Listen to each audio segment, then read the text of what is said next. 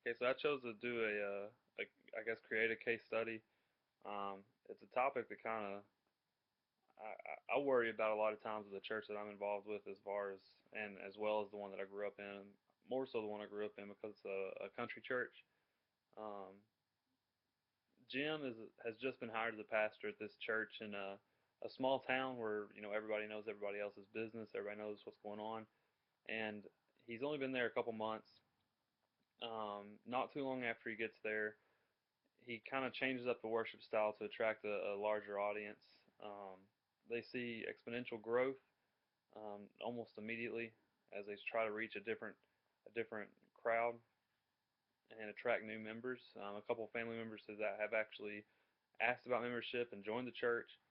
One Sunday after he preaches, he's out greeting guests, and a couple, two men walk up. They have a child, a 6-month-old baby, and they ask about joining the church. Well, Jim, the pastor, takes the two men, Mark and Alex, into his office, explains to them what the church believes, and then he finds out that these two men are actually gay, and they have a child together, who, like I said, child 6 months old, was born to a surrogate mother, and these two men have adopted the child.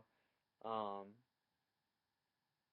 the situation that I set up was that Mark and Alex actually came to Christ 2 months after their child was born. So they're brand new Christians, and then now they're wanting to get involved with the church. Jim has explained to them how um, basically someone who is involved in open sin against God, homosexuality, an open relationship, open gay relationship, um, can't be accepted into the church. And the two men have questions as far as like Jesus saying that it's okay that come as you are type thing, that Jesus meets you where we are.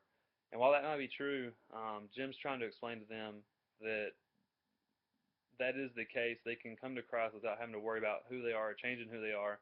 But once they accept Christ, there needs to be a time, or it needs to be a point of repentance where they turn away from their previous selves and pursue God and what that looks like. So um, I guess the way that I chose to handle it um, was to get the two men first of all involved, have them continue to come and have them see what the church is about, and be comfortable coming. That's the biggest thing that I worry about in the church that I'm involved with. And like I said, the one that I grew up in is just would a gay couple be comfortable coming to that type of situation, coming into that type of situation and that sort of I guess judgmental background, honestly. Um, but I had Jim.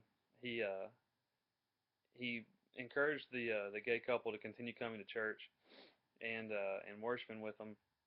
But he also asked them to get involved with a small group. And when I say get involved, I just mean attend, not actually lead one. Um, and hope that through the discipleship from the small group to the people they would meet in the small group to the people they would meet by continuing to come to church, there would be a discipleship element that occurred to where someone maybe took them under their wing or developed a relationship with them and were able to, I guess, point them in the direction that they should go and work through issues such as, what do you do with the baby? Um, but more so, the most important thing is just understand that the lifestyle that they're living, the homosexual lifestyle, is not one that can correspond with the church as far as being involved and being effective. Um, it's one of the biggest things that I worry about when I think about my home church more so than anything. I mean, the one here in Knoxville as well, but that's kind of a thing that we see on a more regular basis than you would in La Follette, Tennessee, a little small town in East Tennessee up in the woods.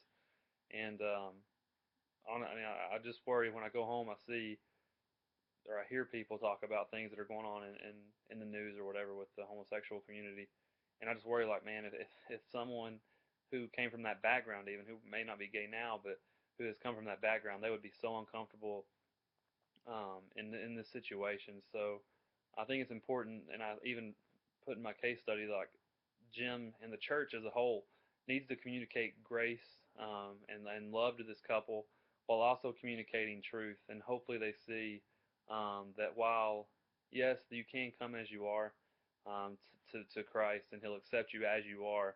There also needs to be an element where you change and where you rearrange your lifestyle in a manner that reflects what we need to be as Christians, as little Christ, um, and that allows us to pursue God in a way that not only makes us more holy, but also makes us, those around us, want to pursue God in the same way. We can't just come to Christ, be saved, and then kind of just stick with what we were doing before. I don't really believe that's a true salvation. So,